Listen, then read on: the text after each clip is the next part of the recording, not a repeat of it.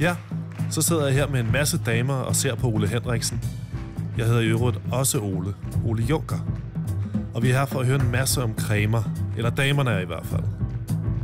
Jeg er faktisk kommet her for at fortælle Ole Henriksen, at jeg vil være lidt ligesom ham. Eller det passer sig ikke helt. Hvis jeg skal være helt præcis, så vil jeg gerne have Ole Henriksens hjerne.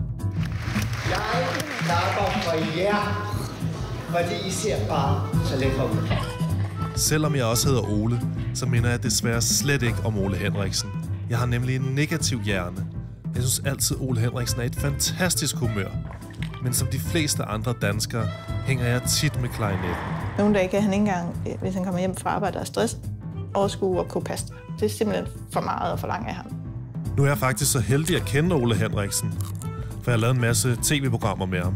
Normalt er jeg altid bag kameraet. Ja, det kan jeg bedst lide. Ole, han er rimelig stresset i øjeblikket.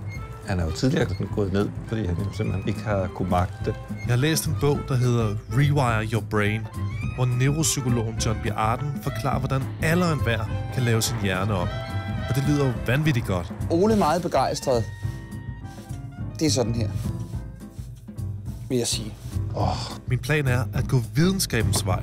Jeg vil udnytte den allernyeste hjerneforskning, så jeg kan kopiere Ole Henriksens hjerne og blive lige så glad som ham. There is no question that you can change your brain. Hvordan kan jeg få din hjerne? Ja, men altså, ja.